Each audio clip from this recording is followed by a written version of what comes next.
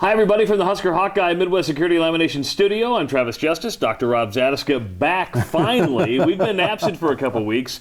He went on a nice mission trip. He got a lot of good work done. Got a lot of good work. Group called Operation Walk, doing total joint replacements in Antigua, Guatemala. Well, of course, you were gone for the Northwestern game. You returned. You were also gone. Followed it frantically on Wi-Fi. However, you were also gone for the Penn State game. This week, Nebraska goes to Michigan, and when you look at this spells trouble for the Huskers, mainly because Nebraska's defense has trouble stopping mobile quarterbacks, and there is none more mobile than Denard Robinson. No, and it's, I look at this as multiple fronts of problems for Nebraska's defense. One, you've got Denard Robinson, which, as you yourself said, the guy's a very good quarterback. He's not a great passer, but he's got a strong arm, and he's shown the ability to beat teams through the air. You look at that Notre Dame game. It took a stellar defensive effort by a team like Michigan State to be able to shut him down, and you just don't see that happening that much. Now, the other thing that worries me about this game is the fact that if you look at what Michigan's done the last couple of weeks, Denard Robinson, I don't want to say they haven't used him, but I think they've kind of protected him a little bit. You get late in the year, and he's got a tendency, a guy who's that talented can do that much. You put the ball in his hands a lot earlier in the season, he's going to be nicked up later in the season. Last few weeks, it looks like they've been protecting him a little bit. Michigan has a very solid offensive line. They're not great, but they're very solid. And they've got a couple of running backs who've really come into their own over the last month here.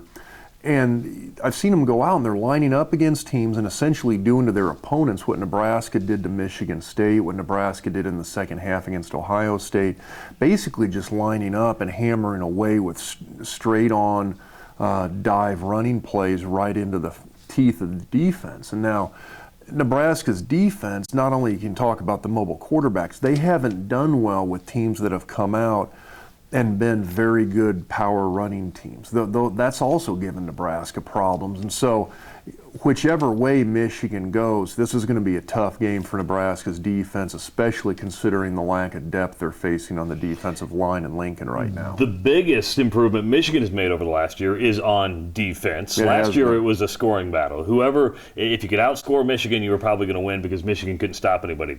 That's different. Michigan has a much better defense, much improved defense. It is, and I think everybody knew with Brady Hoke coming in, that's always kind of been his bread and butter, is playing very solid defense.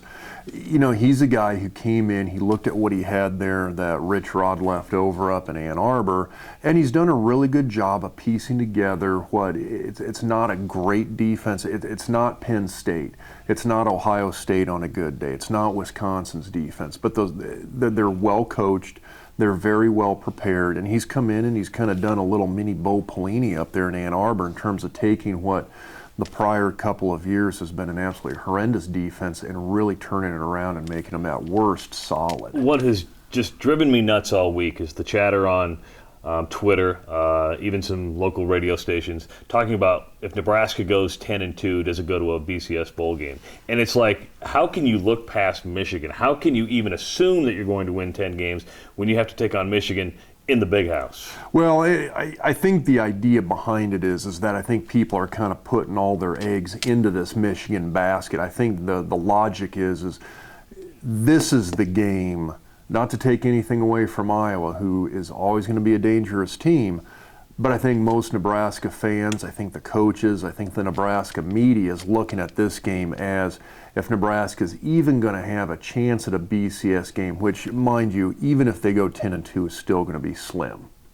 Don't get me wrong there, but they got to win this game. This game, in my mind, if Nebraska's going to get to that 10-win mark, obviously they got to win this game. Of course, we want to thank everybody who's linked up through HuskerMax.com. And Nebraska will be playing in front of over 100,000 people for the second week in a row. He's Dr. Rob Zadiska. I'm Travis Justice. We'll see you next week right here on HuskerHawkeye.com.